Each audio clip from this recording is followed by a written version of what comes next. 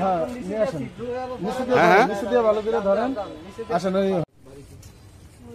ঠিকানাটা অন্তত পুরো মাইরা দিয়ে না জীবিত আছে বাচ্চাটা। এখন কি আইসিইউ বা ওখানে ব্যবস্থাপনা এরকম ভালো কিনা, তাহলে সরকারে একটু আপনার নেওয়ার জন্য এরপরে ব্যবস্থা কি নেওয়া যায়। বাচ্চাটা জীবিত আছে বাচ্চাটা। এখন কি আইসিইউ বা ওখানে ব্যবস্থাপনা এরকম ভালো কিনা, কারণে ব্যবস্থা করি।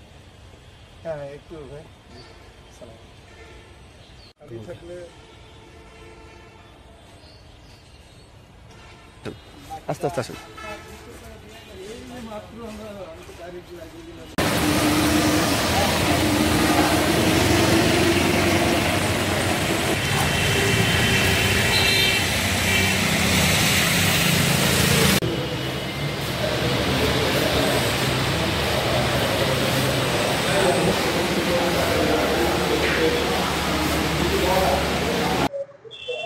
এই কবর করতেন যাই, কবর আমি যে কোনো বাচ্চারে আমি আগে আগে আজান দিই, সামনে রাখতে আজান দিই। আজান টানের পরে পরে আমি জানাজা দিয়ে মারি দিই এর পর্যন্ত। এরপরে আজানটা দিতাম লইছে, আজান দিতে আছে বাচ্চার দিকে ছায়া দিতাম লইছে, যে বাচ্চা লড়ে।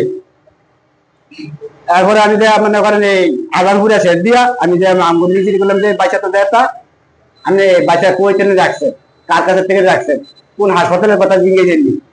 না আমি তো ডিঙে না, ডিঙে দেন নাকি দিঘা অনেক হাসপাতাল তো গিয়ে বাইর করে কোন জায়গাতে দিয়ে গেছে বা কারা দিয়ে গেছে আনে না। ওই মানুষের কোনো হসপিটালের কিনা বল তো এরা দিয়ে আমরা মাইকাটি দিই, এই আর আমরা এই সমস্যার সম্মুখীন কোনোদিন হইনি। এটা তো নিয়ম নাকি আপনাদের কোন হাসপাতাল থেকে দিয়ে গেলে রেজিস্ট্রি কাগজে নামটা লিখে রাখা আনে না মানুষ। আগে আমাদের এনআইসিইউতে একটি অজ্ঞাত শিশু নিয়ে আসে। বাচ্চাটার ওজন হচ্ছে 800 গ্রাম এবং ছেলে বাবু। বাচ্চাটা যখন নিয়ে আসে তখন বাচ্চাটার অনেক পরিমাণ শ্বাসকষ্ট ছিল এবং তার শরীরে অক্সিজেনের ঘাটতি ছিল, যার কারণে ওর শরীরে সায়ানোসিস অর্থাৎ যেটাকে আমরা বলি অক্সিজেনের অভাবে বাচ্চার হাত পা নীল হয়েছিল। বাচ্চা আসার পর আমরা ওকে প্রয়োজনীয় চিকিৎসা দিয়ে এনআইসিইউতে ভর্তি দেই।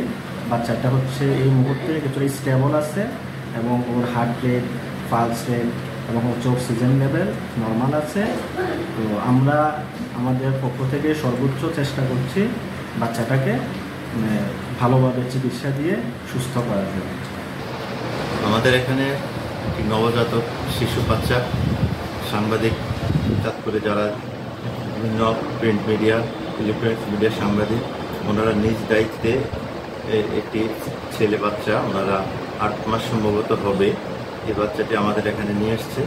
আমরা তাৎক্ষণিকভাবে আমরা আমাদের এনআইসিইউতে তাকে শিফট করি এবং চিকিৎসা দেওয়ার পরে তার হার্টবিট আগে একটু উন্নতি হয়েছে, এখন সে চিকিৎসাধীন আছে।